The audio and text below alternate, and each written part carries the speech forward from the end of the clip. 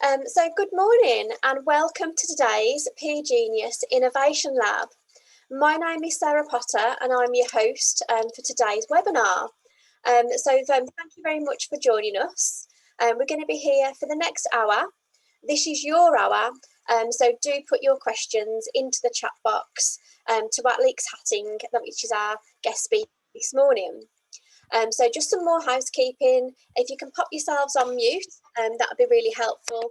But like we said, this is your hour, so do feel free to join us. If you've got a question, pop it in the box, or raise your hand or send me a direct message if you did want to come off mute and share a question with us as well. We'd love to hear from you and make this really interactive and engaging as possible.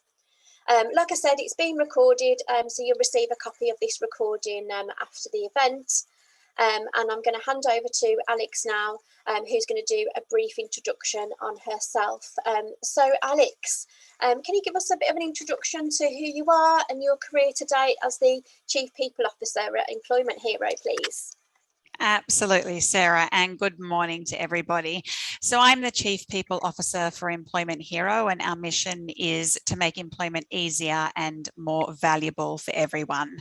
I joined about 4 years ago, and it couldn't be better to join a company where I get to head up people and culture for a company that provides technology solution for managing people. Prior to that, I've had the fortune of living in New York for 10 years and working for Yahoo in the early days, and followed by, before that, Monster.com, and then followed by Google over in Singapore, as well as doing my master's degree at Cornell in New York. And then repatriating back to Australia and having the pleasure of starting to work back for fintech SaaS startups. So very fast moving companies and scaling at speed, and obviously learning a lot over the past 18 months to 2 years during the pandemic. Brilliant, Alex. And like you said, you've been around and worked in some very fast-paced, well-known businesses as well. So it's a pleasure to have you. I'm almost feeling intimidated now by what you've got to offer us. So what an expert that we have today. So absolutely fantastic. So can you tell us a little bit more about Employment Hero and the mission that they're on to support HR professionals and businesses? Absolutely. So Employment Hero, and before I started at Employment Hero, I actually implemented it at another startup in Sydney, Australia. So I've known them since the beginning of the journey, and the innovation I've seen in the product itself is extraordinary. The way it elevates an HR professional's role within the company and allows them to be more strategic is absolutely incredible. So as I said, our purpose is to make employment easier and more valuable for everyone. And in doing that, we just want to provide the tools for small to medium businesses to be able to grow their businesses, engage their employees, make their employees more productive and happier, and also just make it easier to manage them and interact with them. Yeah, brilliant. That's great. And thank you for everyone that's joining. If you have just joined us from the waiting room, welcome. This is being recorded, but this is also a safe space for you as well. So Alex isn't here as a salesperson. She is a peer to you. You've just heard about her great experience that she can share with you today. Pop your questions into the chat box, but do send me a private message as well if you don't feel comfortable enough to send it publicly.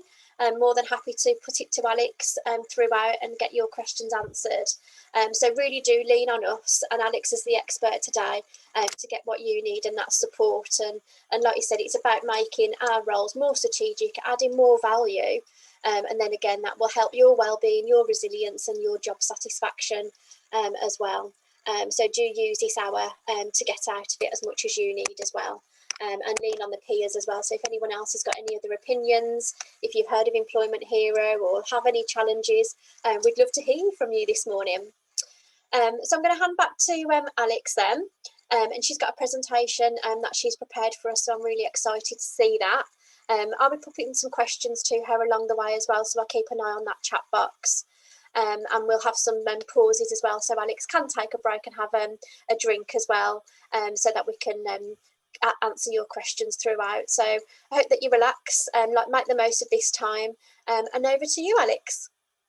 Fantastic. Again, thank you everyone for joining us, and I hope you enjoy this. And as Sarah said, please place your questions in and she'll interject as needed. So today, of course, we're talking about total employment care, as you always are, and we're focusing on one-on-ones as part of that. So today we're going to talk about the new approach to one-on-ones and elements that should be part of every one-on-one meetings. And how do you address this new work from home and hybrid work environments, especially as we're getting back to work? Also addressing physical, mental, and even financial well-being. It all seems to fall on us now as HR professionals. And how do we deal with that? And how do we identify warning signs, or how do we help our people managers to identify warning signs around that care of employees or whole care of employees? And also creating an effective feedback culture. And then finally, we'll do Q&A, or Q&A throughout as well. We would love. So I'd love to start off about talking about how the management philosophy has changed over the years and how COVID has really impacted us. It took decades to go from the industrial corporatization of operational efficiency to hierarchical leadership, which was all about profit and growth. Then decades again to move to collaborative management, which was all about customer service and employees as leaders. And then yet more of a decade to move to what we referred to as a company as a network. And that was all about focusing on the mission of a company, the purpose and sustainability. And then this global pandemic of COVID hit, and it only took 1 year for us to make a massive shift to empathy, trust, resilience, and growth. And what did that mean? It meant that we were really relying on growth, the individual, trust, learning, the community, and family. So we've really shifted to caring for employees as a whole. Work is no longer just work. So let's recap on what a one-on-one is and why it's important. So communication, engagement, and effective one-on-ones are all linked together. Effective one-on-ones contribute to all elements of engaging your employees. And we know how important engagement is. If you read Gallup research, any research, it shows that engaged employees really contribute to the bottom line of a business. So a one-on-one provides a safe communication space, career discussions, check-ins. It also provides a great opportunity for you to build relationships with your employees, especially in this hybrid world of work. You can share ideas. It ensures that you're listening to your employees and listening to their feedback really importantly.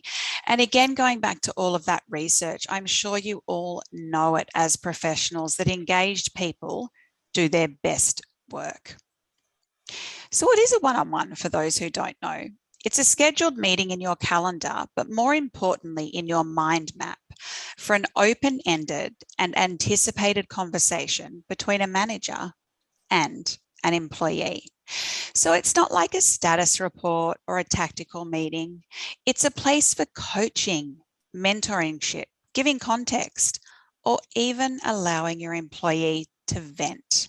It goes so far beyond an open door policy and dedicates time on a regular cadence for teammates and leaders to connect and communicate.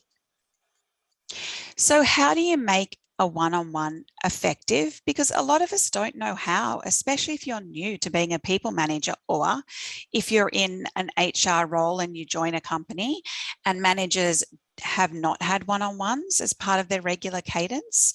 They might not know how to conduct a one-on-one. So it's really important that we show them how. And that's starting that conversation with open-ended questions. How are you feeling? And that's super important during hybrid work where you're not always connecting in person. What's on your mind? So you're really opening that question to ask them that. Ask them what their roadblocks are so you can help them overcome any of their barriers. And ask them how you can help. Again, open-ended questions where you're not providing the answers. And most importantly, listen to what's being said.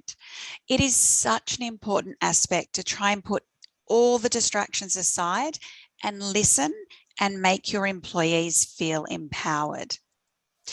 And what's the next step? As a manager, you need to facilitate solutions, not provide or spoon feed answers. So facilitating solutions, you need to uncover what your team member is excited about. How could you mentor them to be successful? Unblock them to do their best work? So what are some ways that you can do this? Start off by confirming what you've heard. Did you hear and interpret them correctly? Because sometimes we interpret things incorrectly, especially if it's over video or phone and not in person. Now, a really good way to validate and hear someone who might be struggling is to disclose your own weaknesses where you've stumbled in the past. So to be a little bit vulnerable, it provides what we call psychological safety. And that might be where someone is saying they're struggling and you say, oh, I had a similar experience in my past career where I made a complete error in presenting or not delivering a project on time or not understanding the complete deliverables of the project. By disclosing that you've been through something in the past where you've stumbled, you're really giving your employee that psychological safety to open up to you.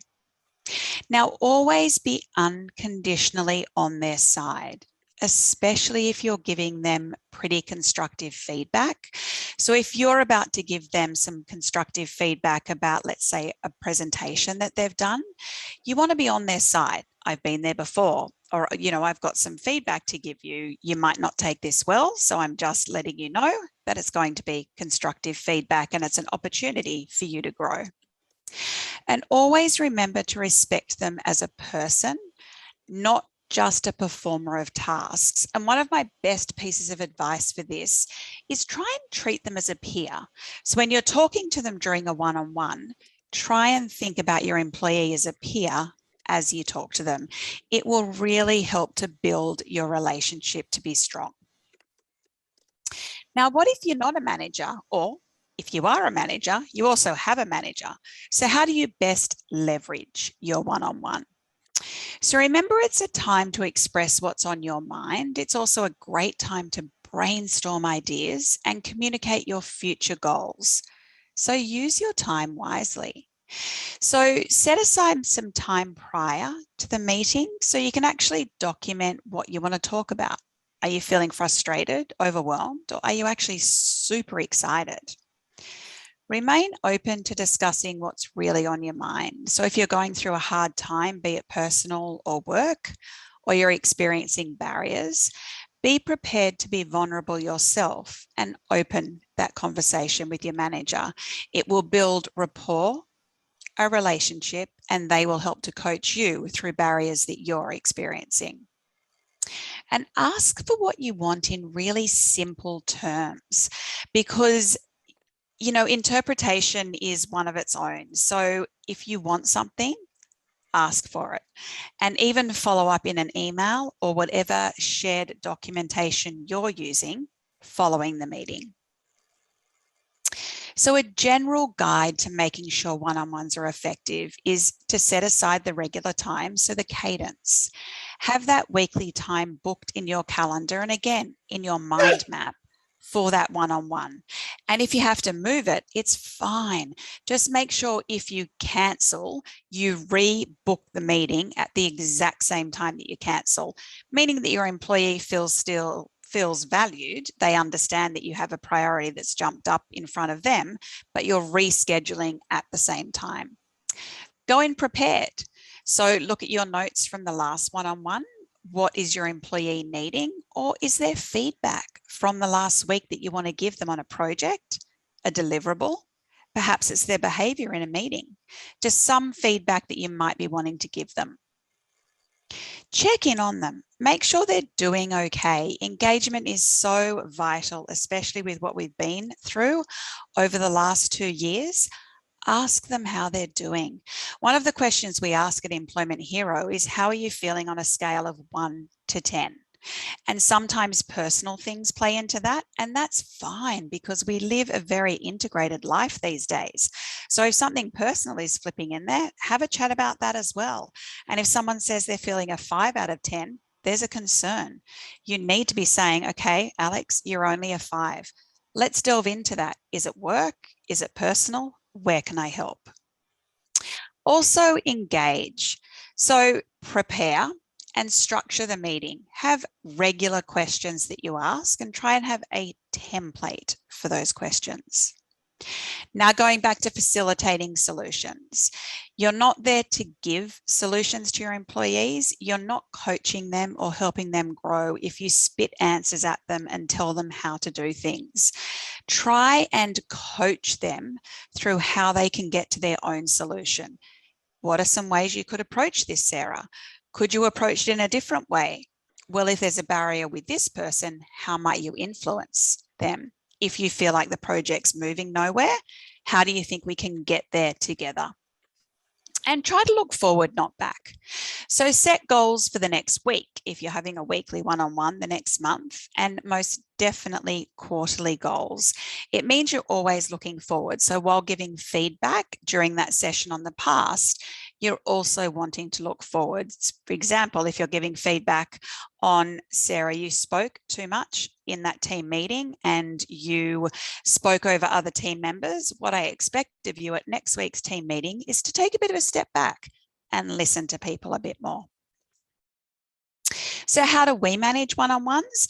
We do it through our own platform. However, if you don't have a platform, it's super easy to set this up and we can send you a template of questions you can ask. Whether you use Google Docs or Microsoft, you can just have that one document that you share between you and your manager. It's completely confidential, but it's there for you to look back on. And not just that, you're not taking notes on paper constantly.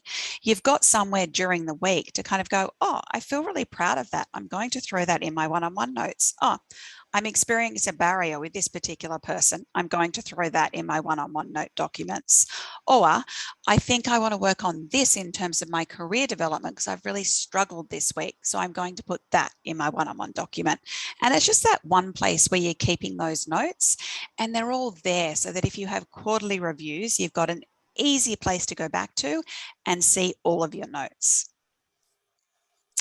So it's not just about doing the one-on-one, it's also about the what, the content. So according to Marcus Buckingham in HRB, and he's also written a number of incredible books, he's from Gallup, feedback is all about telling people what we think of their performance and how they can do it better. So are they giving an effective presentation, leading a team? Could they do better at leading a team? Are they creating a strategy? How could they improve on that? So if you think about feedback in your career and you reflect, you wouldn't be where you are without feedback. It's been a key ingredient to your success. And strong research by the Harvard Business Review has shown that 4 out of 5 employees appreciate both positive and negative feedback. And in the same research, 40% of respondents with little or no feedback identified themselves as actively disengaged. So when it comes to engagement, employees who do receive feedback, good or bad, at least once or twice a week are twice as likely to be highly engaged. And we all know from the research, a highly engaged employee is also highly productive. So giving feedback, it can feel uncomfortable. We all know that. We've all been there before. It takes a little while to get used to. So Patty McCord, for those who don't know her, is quite famous for being the head of people and culture at Netflix. And she really brought in what's another thought leader, Kim Scott, calls candid feedback. And it's all about the fact that the best feedback is in the moment. It makes no sense to hold back for an entire year for someone's annual review to give them feedback, because are you really going to remember in the time and in the moment? So especially in this hybrid world of work, it's really important, especially as a manager, if you have feedback for an employee, good or constructive, you give it in as timely a manner as possible. So even if you're not in the office and you've got some feedback for someone straight after a team meeting, you ping them on Slack. Alex, do you have 10 minutes? Yep, got 10 minutes at 11 a.m. Jump on a video at 11 a.m. because two-way communication is often so important, to tell Alex that she needs to do X, Y, and Z better in that meeting, and ask her to reflect on that behavior so that she knows exactly and can recall it at the time. There is an art to giving feedback. So day-to-day feedback happens pretty organically, and that's feedback that's not constructive. For example, my boss might say to me, Alex, I think you could improve your knowledge on this by speaking to Dave. Very simple feedback, and I could give that through Teams or Slack. Definitely something that can be done during text. But more structured feedback that you want to give in real time, and you can't directly talk to the person, you can use a feedback feature. But make sure if you're doing that through electronic technology, that it's captured in a central place and you have the ability to act immediately, and then it's more positive feedback. You never want to give constructive feedback over writing, Slack, Teams, or an email. So again, that comes to picking the time and the medium. Constructive feedback is best given by video or in person. But you could capture it in a tool when it's really positive feedback. Sarah, you just did a fantastic job at that team meeting. Keep it up. Here are all the things you did well. Such a good thing to give over Teams, email, or Slack. Whereas if it was, you need to slow down your presentation skills, you need to ask for questions, let's work on an action plan for how we can improve your presentation skills, that is definitely over a video or in person. So this is a model that I love to use when giving feedback, which is called the SBI model. And it's all around situation, behavior, and impact. So the situation is where you describe what's actually happening. The behavior is what your employee or peer did. And the impact is describing to them what was the impact that your behavior had on that person. So an example might be from a manager for a positive piece of feedback describing the situation. Sarah, at the client meeting earlier today, you balanced sharing our ideas with hearing from them and asking for their feedback. The impact was that the client told me that they thought we clearly understood their needs. Thank you, Sarah. It was a fantastic meeting. Now, constructive feedback, on the other hand, use exactly the same model. The situation. Sarah, you presented your proposal to our client today, and you presented everything succinctly. However, I observed that you didn't listen to the client when they interjected. You actually spoke over their comments and you didn't acknowledge their concerns. And the impact was that I actually observed our client shaking their head, illustrating their displeasure, meaning they didn't walk away with a good experience. And the overall impact was that we didn't close the deal. Did you notice that? And you're giving your employee a really solid example where they can reflect on the behavior of the other people in the room or on the video call, so they can actually see the impact of their behavior on their surrounds, helping them understand in very observational terms what the impact of their behavior was. So you're really removing the emotion from it, which is good. So moving on to peer feedback, which is probably one of the most difficult pieces of feedback to give. When you have a peer, especially a peer that you really love working with, it can be super nerve-wracking to give them feedback. However, what you need to keep in mind is, why are you giving them that feedback? To improve them and to further their career and to further them personally as a friend and a peer. So again, you work on the STI model: situation, behaviour, and impact. So for example, I might be saying, Alex, at the team meeting when we discussed your project, you interrupted teammates as they shared their ideas. And as a result, I noticed that people kind of stopped contributing as much. Team members felt disengaged. Did you notice this? And again, you're throwing that impact back on your peer or your teammate to see if they observed the same behaviour. And it really helps them to reflect in a very black and white, observable, non-personal sense of, oh, I can put myself in that room and I can see that people did become disengaged.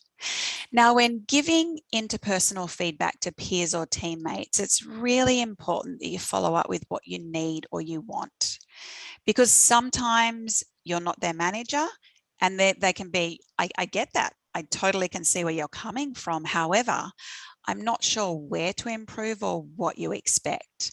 So make sure in a situation like this, you follow up with, so I need you to wait and listen, Alex, as team members give their ideas. Or Alex, I want you to consider when to back down or drop an issue. Another great tip is to perhaps throw in your calendar, certainly on private, but before, say, the next weekly or monthly team meeting of these interfunctional people getting together, you want to make sure you are observing Alex and her behaviour in the meeting and following up. Because if that peer or teammate improves, you want to give them positive reinforcement immediately after the meeting to say, incredible. Did you notice that everyone gave their ideas? Or again, reinforce that constructive feedback that you're giving around, it happened again. People were disengaged, everyone went silent, and you took over the meeting. And always keep in mind you are helping that person by giving them that feedback. It's one of the toughest pieces of feedback to give. Alex, while you take a breath there, I've just got a fantastic question from Deborah, if that's okay. Great. Hi, Deborah. Yeah, so thanks very much for your question and joining us today, Deborah. She said, and even though it is positive when we give people good feedback, they might not necessarily want it to be public. So would you speak to people individually first as their line managers to sort of get to know them and sort of know if it is, like I would lap it up if people were saying how fabulous I was in front of everyone else, but not everyone is as extrovert as me. So would you have any tips on how to sort of individually, because you don't want to demotivate anyone or make them a bit shy or too aware, like knowing your audience basically. So would you have any tips or advice on doing that, giving positive feedback, but not necessarily in a public forum? Absolutely, Deborah. And it's such a great point. We're all individuals. Some people are introverts, some are extroverts. So as a new manager to any employee, you want to have a bit of a template for your first one-on-one where you get to know them. And one of those questions is, how do you like to be recognised, publicly or privately? So if they like to be recognised publicly, you do it in a public forum, whether that's your reward and recognition tool, which might be a notification to the entire company, a weekly all hands, a monthly town hall. But if they just want it to be private, it might just be over Slack or Teams or email, and that's just giving them that great feedback. Also going to reward and recognitions, which is one of my biggest passions, and I've been so focused on it during lockdown and the pandemic and remote work and working from home. And that is a handwritten card. If you've got the budget to be sending people gifts like flowers or champagne or gift cards, that's fantastic. However, a handwritten card can mean so much to an individual if they've really gone above and beyond on something. To receive that in the mail, especially through all we've been through, they cherish it. They really do. So moving on, some tips on preparing for feedback, because again, it can be really nerve-wracking preparing to give people feedback. So take a step back and think about what your intention is in sharing the feedback, but also think about what would success look like. So if you were giving Sarah feedback, for example, what would success look like? Would it be her changing her behavior to A, B, and C, and write that down so that you do note that. Then again, go to situation. What was their behavior? And what did their behavior impact on the people that were around them? Now, what information do you have to support this? Is it observations of people in the meeting? Did you actually receive confidential feedback where you don't need to name the people? However, you can say, Alex, following the project, following your presentation, following your meeting, I have received some feedback that I need to give to you, and give the feedback to that person. Again, it's information that is supporting the feedback that you're giving. Now, if you're emotionally charged about the feedback, which can sometimes happen, try and prepare yourself both for how you feel emotionally, but also how the person you're giving the feedback to might respond. Are they going to get emotional? Could they get teary? Could they go completely silent? If you're on video, could they log off, which is one of the worst reactions ever, because you're kind of, oh my goodness, where have they gone? And so how can you kind of circumvent that? So for something like tears and negative reactions, I would recommend you just say to the person, Alex, this feedback is obviously something that is surprising to you. Let's reconvene tomorrow or the next day once you've had the time to digest, and we can talk about this when you're ready to talk about it. Always best to just kind of cut the conversation, give the person some airtime, and then come back to it. And also assess, do you give this feedback over video in this remote world of work, in person, if we're fortunate enough to be back in an office, or through a feedback tool, which might be as simple as Slack, Teams, or email. Yeah, brilliant. We've had another question in on that, if that's okay. Yeah, Sarah. Georgia. So she's asked that she mentioned obviously increased technology has helped in these situations with remote working. But what advice do you have for HR directors that are wanting to maintain authenticity and that quality face-to-face time with employees? Oh, so absolutely mandating as part of your cadence, weekly one-on-ones with direct reports. People are tending to shy behind technology a little bit too much, and Slack and asynchronous communication. And asynchronous communication is wonderful, which is communication that doesn't mean people need to be live or together. However, there is a place for a weekly one-on-one with each and every direct report you have, whether you use that whole, so sometimes with my direct reports, I will jump on and we'll have a quick social chat, because we literally will have chatted 3 times every day during the week. So there's nothing on the agenda that's pending. So it will be a quick catch up, 10 minutes, whilst we have 45 minutes scheduled. We don't use the whole time, but you need to have that cadence flowing throughout the organization.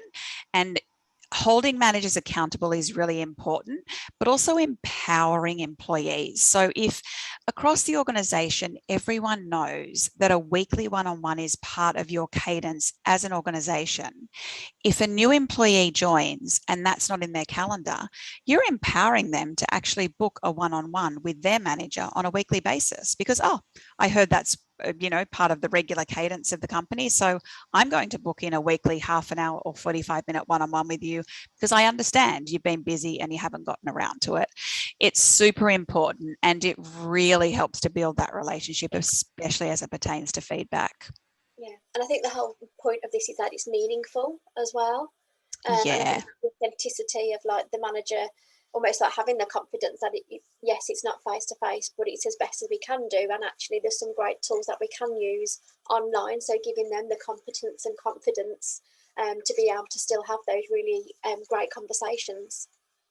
And just to build that relationship in general, and checking in on them. How are they doing? How can I support you and help to remove those barriers? It's so, so vital. Yeah, and especially now with the COVID as well, the new starters that we've had probably haven't even met their managers. It's been like almost 18 months as well, which is crazy. So it is we've insane. got another question in from Emma, but I know we have got a Q&A. So are you okay, Alex, to carry on with your slides, and Emma, I'll come to you. Oh, sure. Moment. Yeah.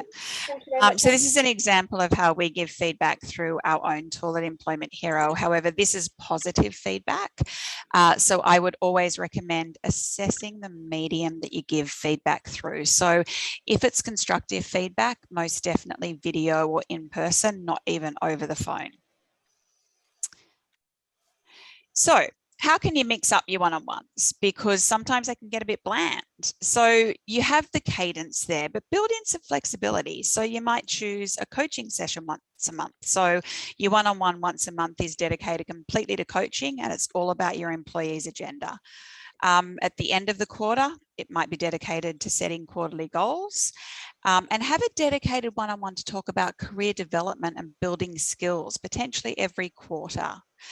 And not all one-on-ones have to be on video. You might call someone if you're not in the office and say, do you know what, Sarah, why don't we pick up the mobile phone and each of us go for a walk around our neighbourhood and have a chat? You could meet for a coffee if you're kind of located in similar areas. And you'll be amazed when you change this up, how the conversation goes in a different direction. It will become more personal and more relationship building. You could also do a team building activity together. And you could also join all of your direct reports to do online team building. So it is an opportunity to build relationships and also pause, review, change, and get insights and brainstorming ideas from your direct reports.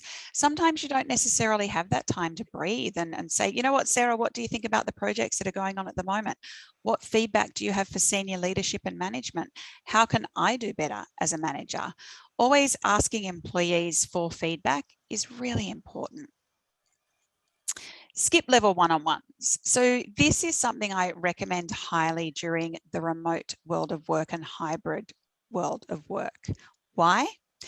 Because it can be one of the best ways for you to keep a pulse on things and gather insights you wouldn't get by just talking to your direct reports or just having broad team meetings. So you can find out how your managers are doing.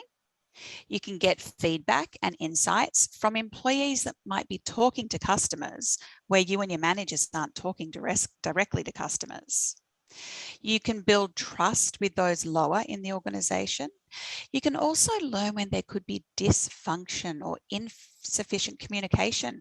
Perhaps what you're telling your direct reports isn't cascading down to the next level. The only way to do that is through skip level one-on-ones. It also demonstrates that you personally have a value in everyone in your team. It makes them feel valued and recognised, and most importantly, heard. So how would you start to do skip level one-on-ones? So tell your managers, first of all, because you don't want to freak them out. So you don't want them to be surprised. Let them know you're about to kick off skip level one-on-ones and what the intention is. It's to get to know their team members. So explain your intention. Tell your skip level team managers as well, so they don't freak out about the fact that their manager's manager has suddenly put something in their calendar. So just say, want to get to know you, want to get to know what's going on, and want to make sure we have a relationship, just so that they're not feeling nervous about it. And schedule them in a manageable way. So if you have a huge team, you obviously can't do them very regularly. You might do them once a year. If you have a smaller team, you may have the bandwidth to do them once a quarter. And make sure you don't miss out on anyone. So make sure you have that list to include absolutely everyone in doing your skip level one-on-ones. Now make the most of them. Start by building rapport. Keep in mind, these people are 1 or 2 removed from you and they might be a bit nervous. So think about what you might have in common. Kids, a commute. Do you live in the same city? Have you perhaps worked overseas and been expats before? Everyone appreciates being asked about them. And again, ask them for feedback and ideas. Are there problems you can help with? And you want to retain your team members. So whilst getting feedback, give them feedback and also get feedback from them on their manager. What could your manager do better? What's your manager doing really well? And gosh, Sarah, while I'm talking to you, do you have any fantastic ideas for improvement overall? Because I haven't heard from you directly, and you're opening that door for them to give you really good feedback. So we'll send this out and I won't go through all of them, but some really helpful skip level questions are, what's the one thing we could improve on based on your last project? What's the best part of working with your manager? What's the hardest part of working with your manager? And what do you wish your manager would do more of? Again, we'll send these out, but they're great starter questions. Now, after you have a skip level one-on-one, make sure you follow up and take action, or people will not care about having a one-on-one with you again. So what will they do? Ask them to take a point of action. If they've given you a piece of information, say you can be empowered to go and do A, B, and C to make this happen. What will you do? So if you've gotten feedback on how their manager could improve, let them know that you will have a coaching session with their manager on that point and keep it confidential as to where that information came from. And also that you're going to discuss things with their manager. So how do you introduce, and this is back to, I think, Deborah's question, a strong cadence of one-on-ones and feedback across your team? So implement that cadence and make it transparent to everyone in your organization. It gives your employees not having one-on-ones permission and empowerment to ask their manager to book one in or to do it themselves. Hold your manager accountable for this cadence. So give them a goal, a KPI or an OKR to be holding regular one-on-ones with their employees.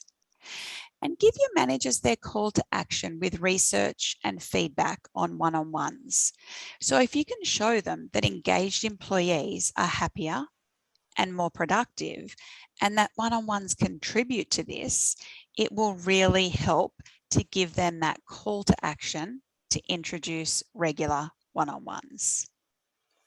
So what are some practical takeaways before we move to final Q&As? So if you don't have one-on-ones at your organisation, are there some ways today that you've learned to leverage them and to chat to your leadership team about it and cascade that throughout the organisation? We'll also send you a copy of this slide deck, a one-on-one guide and template so that you can get started with your managers, with their employees. And we'll also send some additional resources, which is running effective one-on-ones and a one-on-one meeting template. So Sarah, over to you for any more questions. Yeah, brilliant. And then just to say thank you so much, Alex, for your presentation. That was absolutely brilliant. And I've made loads of notes as well myself. So yeah, I can't wait to implement that now. And I'm really excited to see those bundles myself too. So yeah, thank you very much. So we had a question from Emma. So she, and then another question in from Sophie and one more come through. So Emma has asked, have you got any tips for encouraging engagement from managers in terms of making the one-to-ones happen? So she works in an organisation where they've got multiple sites across the country, and it's in an industry where it's difficult activity, so it's not really the norm. So as a result, there's sort of incredibly low engagement. So I know I had this when we had potentially people that are working in manufacturing on the production line. So what would be your tips for us to be able to make those one-to-ones happen and obviously get managers and staff more engaged in that process? And a super tough challenge, especially if you are working in manufacturing or you've got a factory, it's really hard to get that cadence going. I'd ask your employees and your managers. So send out a survey, even if it's 2 questions. And if you don't have a survey tool, you can use SurveyMonkey and ask them what would be the best or preferred time for a weekly one-on-one to catch up, because your managers want to get to know you better and make sure they're supporting you. And it could be a Tuesday morning at 8 a.m.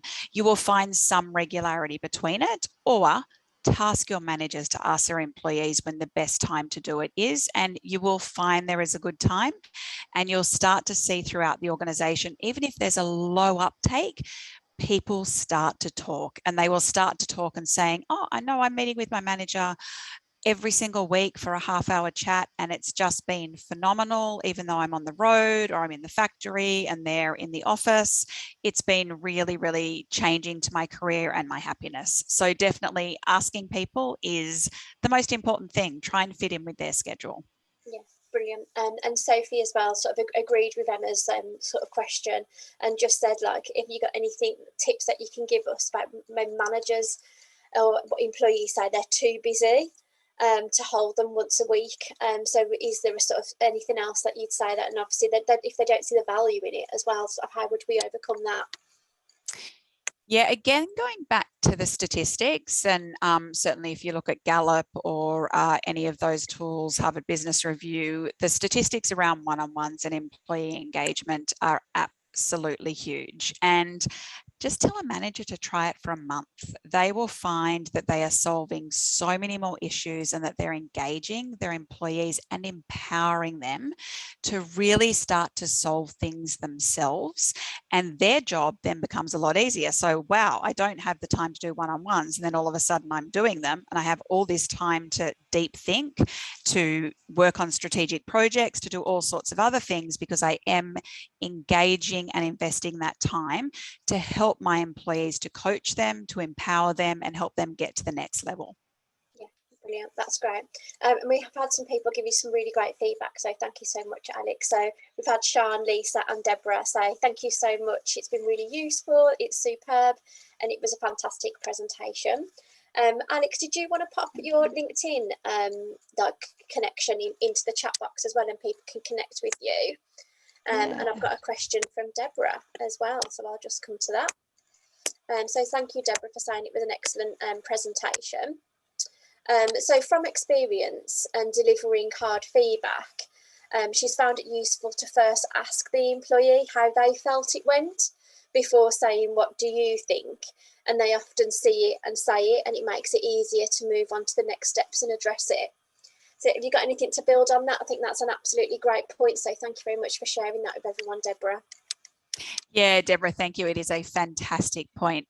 Just be prepared, though, for the opposite to happen. So for any of those who have heard of Kim Scott's fabulous book called Radical Candor, she wrote that book having had a lot of feedback throughout her career and that helping her. And she did her first ever presentation at Google. And Sheryl Sandberg, who is now the COO of Facebook, was her boss at the time. And she left that presentation feeling she did so well. And Cheryl said to her, so how do you think you went? And Kim said, oh, so amazing. That was incredible. I did such a great job. And Cheryl just turned around and said, we need to sit down because you have so many areas to improve on. So whilst sometimes the employee is self-aware, sometimes they are completely not self-aware. So just be prepared for the opposite and to have to, unfortunately, let that employee down, you know, in a radical candor manner. So you do have to be honest with them, but to be able to kind of give them the reality check that they might need. Yeah. Sarah, I saw that you put your hand up. So did you want to join us and ask Alex a question? I'm actually just typing my I just wanted to say I've got to drop off the call, but Alex, it was so good. And I've got 2 new business areas. One doesn't do one-to-ones at all. And the mistake I've made in the last couple of weeks is I've written a template for them and I've made it far too complicated and intimidating. I've talked about targets and all that kind of stuff, and it's not gone down brilliantly. So this is going to really help me to sort of tailor a version for them that's just basic to start with. Yeah, scale it back. Yeah, because there's no conversation with this particular team at all, and it's really producing some sort of not great behaviour and negative feelings. So I really have taken so much away from this, and I've written down all the sort of reading that you mentioned as well. Thank you, and I'll look forward to getting the material. And Sarah, thanks to you for organising and inviting me. I've really enjoyed it. Yeah, just keep in touch, and anything that I can do to support you or be your output to rant or run an idea past, then just lean on me, like I said, and I'm more than happily share anything that I can help with, and be that like lifeline to you as well. That's more than happy to do so. Yeah, thank you so much. Yeah, well, I'm going to drop off now, but I'll see you all soon. And yeah, all right, have a good day, everyone. Thanks so much. Take care. Thank you. Bye. Bye. Bye. So in response to your question as well, Alex, Emma's put that she's going to keep persevering, and then she's tried, but perhaps slightly a different track is what's needed as well. So brilliant. Sophie said it was brilliant as well. Said fab presentation. She's going to share it with the managers. Everyone's giving you some great feedback. So Sarah Cooper has put, in my experience, organisations' expectations of managers don't leave them time to invest in one-to-ones, and it's often sort of competing and conflicting expectations that mean one-to-ones go by the wayside. do you think managers' roles need to be designed to allow for greater focusing on managing people, particularly in a hybrid or remote working? Absolutely. It needs to be way more than 50% of their role. They need to be investing in that. And if they're not cut out to be a people manager, and you need to have that conversation with them about going back to being an individual contributor and not being a manager. Again, that's a candid conversation that you just have to have, and they have to be invested in having those one-on-ones. Yeah, brilliant. And then we've got Zoe and Jane that have just put great session. Thank you, Alex and Sarah. Lots of great advice. Lisa, again, apologies for having to rush off. She's got a meeting, but yeah, you're a hit, Alex. It's been really helpful. Oh, thank you, everybody. Yeah, Jennifer's had to drop off, but thank you so much, Alex, for an excellent presentation. Really enjoyed it. And thank you to me. Just making sure we haven't got any other questions coming in. Yeah, Carolina said, thank you, Alex. It's been amazing. So yeah, oh, fantastic. Well, thank you, everybody. It's been so great. Thanks for having me, Sarah, and I hope everyone has a great day. Yeah, it's an absolute pleasure. So if anyone else hasn't got any questions, we'll end the session there. I'll follow up with a copy of the recording and send you those great links for the additional resources. And I'd love to hear how you get on in implementing this and moving it forward. So keep in touch, lean on me, and I'll reach out to you to hear how you're getting on later in the week. Brilliant. Thanks you very much, everyone. Thanks, Sarah. Have a great day. Thank you, Kate. Take care. Thank you, everyone. Bye. Bye. Thank Bye. you. Bye.